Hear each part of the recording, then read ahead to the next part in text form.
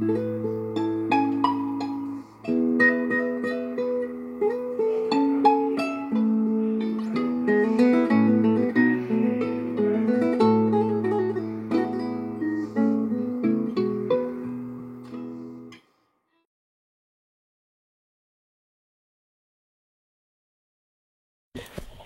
mais alors, mesdames et messieurs, je vous transmets un message, je suis le prophète de l'Apocalypse.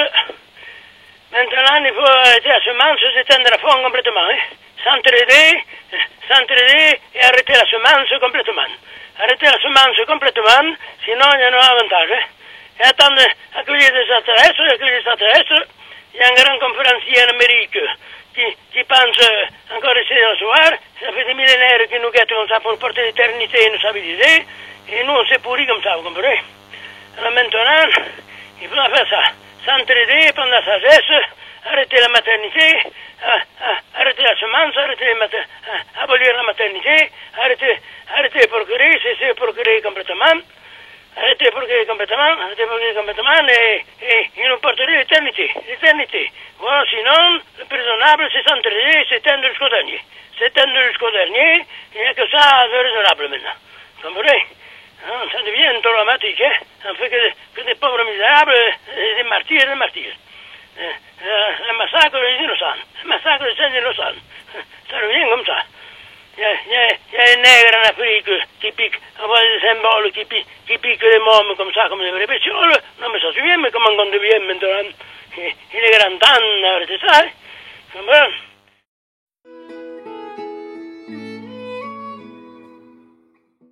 Jean-Marie a été conçu et né là-bas. Il est né, lui, en février 1950.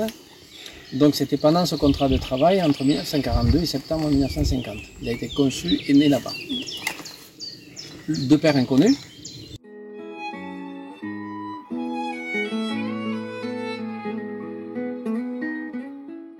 Il a mis une porte. Il y avait une porte oui, là. Et là, ça a été démoli. J'ai pas retrouvé. Mais moi, bien, c'est un gars. Ça, les gants. Là, dans le trou là. Là et là-haut. Ils ont creusé aussi. Ah, c'est vrai. Oui, pour mettre une palissade. Et là, voici il y a. Voici la pierre. Hein, parce qu'ils ont caillé, c'est pour assez grand pour passer deux hommes. Alors, ils ont rentré quelque chose là-dedans. Parce que, ouais, ils l'ont brûlé. Parce qu'elle est groseille. Quand on sa pierre, elle est groseille. J'ai vu un endroit. Pas partout encore, j'ai vu un endroit groseille. Je sais pas où. Ils avaient fait du feu. Il m'a sauté. Il y a un marteau. Là, une porte. Ils ont caillé, on va cailler ça à Pontorol. Ils avaient fait du feu. Quand on fait chauffer la roche, ça devient groseille. Et là, voilà, regardez, c'est rose. Quella groseille, quella là. Il avait fait pour agrandir la grotte. Alors après, en creusant, c'est pas profond ça. C'est plus grand, là, ils sont passés là. Alors là où ils ont été, j'en sais rien. Parce que l'autre était inaccessible. Il est plus grand, 6 fois plus grand, mais pas accessible. Donc on voit que là, c'est là qu'ils sont passés et ça va sur 50 mètres. Il faut curer tout ça sur peut-être un travail 6 mois, 4 mois, 2 mois, j'en sais rien. Oui. Et après tuer parce qu'il y a des puces. Il fait des bêtes maintenant. Vous pouvez aller voir dedans, comment c'est, vous voyez. Je sais pas parce que je suis venu voir. Pourquoi? Qu'est-ce que vous en pensez? Mais c'est une belle entrée, elle est. Les trous aussi dans les bois. Oui. Quand il y allait, quand il y avait du brouillard, où il y a un temps, non, c'est pas en temps de brouillard, s'il ne le verrait pas, mais quand dans un trou il y a de la fumée qui monte, c'est la condensation, parce qu'en plein hiver, il fait mettons 0, ça arrive à 14 degrés, forcément, oui, ça fait de la condensation, et il repère les trous comme ça. Ah oui, d'accord.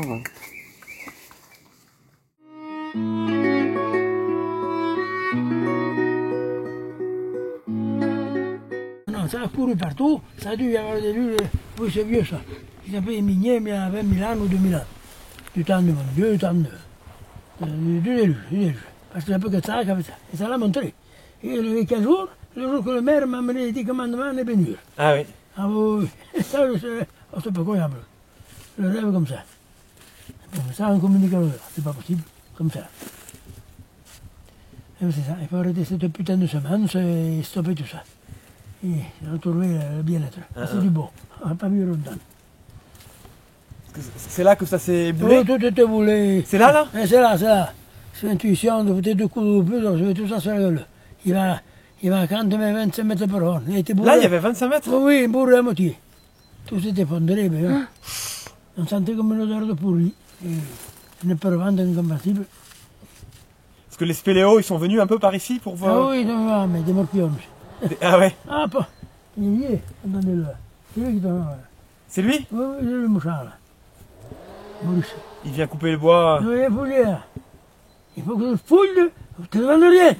On fait des sketchs comme ça. Ah oui? Ça rentre partout, mais ça ne demande rien. C'est quelque chose.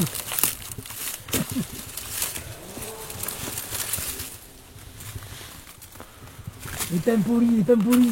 Et vous regardez, allez-y.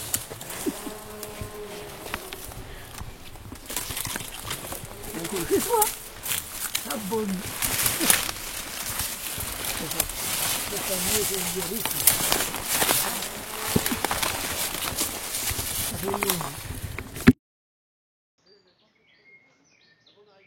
Parce que Jean-Marie était reconnu handicapé de naissance, pas physique, parce que pour faire tout ce qu'il a fait, il n'avait pas besoin, mais il avait effectivement un problème, handicap mental, et il avait même commencé à creuser dans les parcs des châteaux où il travaillait. Déjà, il y avait cette passion d'aller chercher quelque chose sous terre.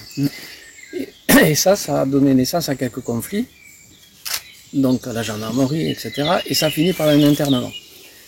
Et donc, le traitement psychiatrique de l'épaule, que dans les hôpitaux, c'était peut-être pas la même chose que maintenant, un peu de violence, etc. Il y en a eu. Et donc, la mère a tout fait pour sortir Jean-Marie. Et donc, on a retrouvé des lettres où il y avait des recommandations de l'équipe soignante de là-haut qui recommandaient, parce qu'elle a dit, je prends Jean-Marie, je reviens dans ma commune et on le soignera. Donc, ils avaient écrit des recommandations. Mais sauf que, quand ils sont revenus ici, c'est le maire de l'époque, M. Molinier, qui leur a trouvé cette ferme ici, qui était abandonnée mais en location, et ils ont pu louer ici. Et en fait, elle n'a jamais mis Jean-Marie entre les mains des médecins parce que de peur de revenir en hôpital psychiatrique. Et donc c'est elle qui lui a fait l'éducation. Elle l'a protégé. Il ne sait pas lire, il ne sait pas écrire. Et elle, à chaque fois, lui faisait commentaire des journaux, des magazines, etc. Voilà. Donc ça a duré, ils ont été locataires, et puis ensuite, comme il avait commencé à travailler, il y a eu des conflits avec le propriétaire, et à chaque fois, il demandait réparation, etc. Donc, elle savait que le jour où elle disparaîtrait, il fallait que Jean-Marie soit quand même assuré d'avoir quelque chose, et donc c'était le but, elle, d'acheter la propriété, chose qu'elle a fait avant sa mort. Et moi, je suis ensuite arrivé, je le connaissais, je le voyais, mais comme moi j'étais musicien, je partais les week-ends, tout ça, donc j'étais pas sur place. Et j'ai été élu maire en 95, et c'est là où j'ai vraiment, évidemment, connu Jean-Marie et sa mère.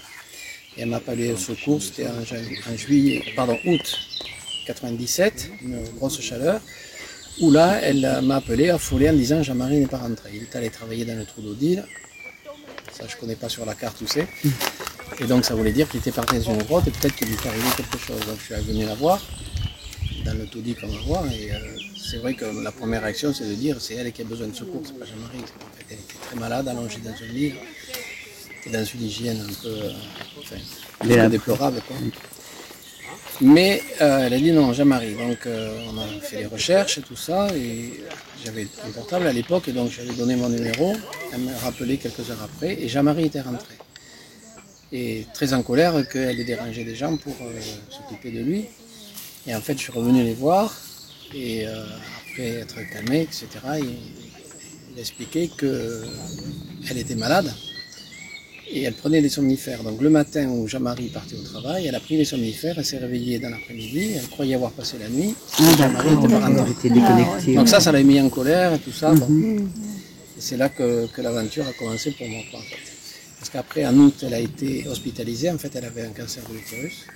Elle était hospitalisée à Gourdon, à l'hôpital, donc je faisais la navette entre Jean-Marie et sa mère pour assurer la communication. Il était hors de question d'amener Jean-Marie là-bas, la peur des hôpitaux, etc. Enfin, bref. Mettre en place aussi, il fallait lui porter à manger, puisqu'elle ne tenait plus les comptes, etc. Oui, puis il n'était pas autonome du coup avec sa mère. Non, pas du tout.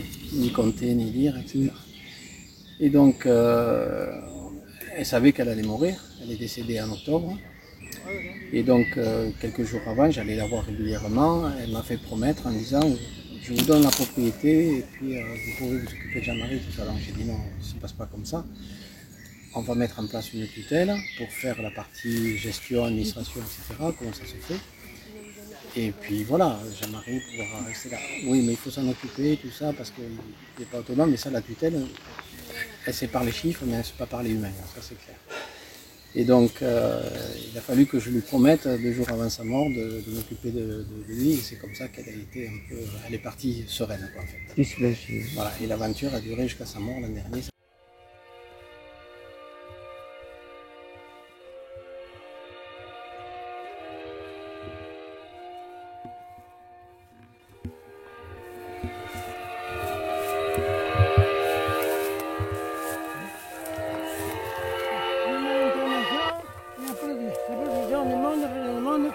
Condition d'arrêter la semence, d'arrêter la protection complètement, pour toute éternité.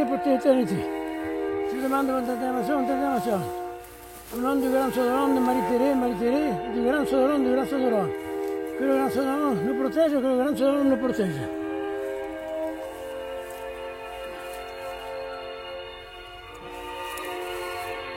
C'est bien aussi court, hein? On décompte. Et après, comme ça, elle décolle. Incroyable. C'est pas comme un million qu'on porte ça, non? Ouais. Noi abbiamo 90 tonne. 30 tonnes, tu. Et un caille de rang, on se connaît. Il y a des boules un peu bouchées. Il faut faire les côtés.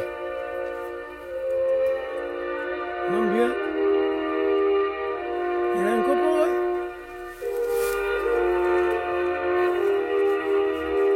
Immense. Il y en a le plus gros. Il y en a porté 2000 tonnes.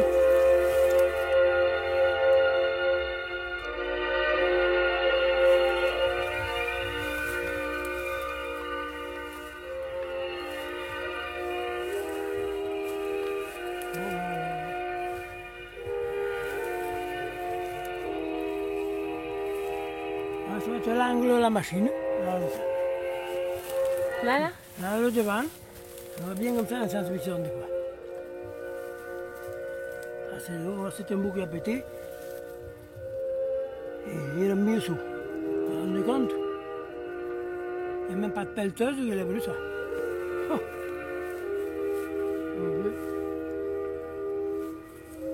Et ça va aussi. Ah, la grotte est là-haut. Non, t'as paru là-haut, moi. La belle de cours, l'homme bien sûr. Et la nuit, passer ces boules, il passe même pas dessus ça. Et ces boules qu'on voit, ça va déjà venir ça. Et la grotte là-haut, il faut la découvrir. Ça couvrirait sur 2000 hectares. Et ça vaut le coup.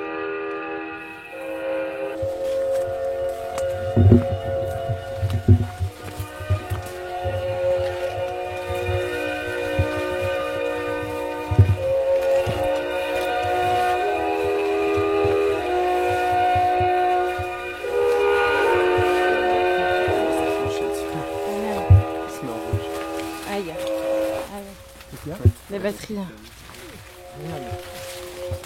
Allô Jean-Jacques.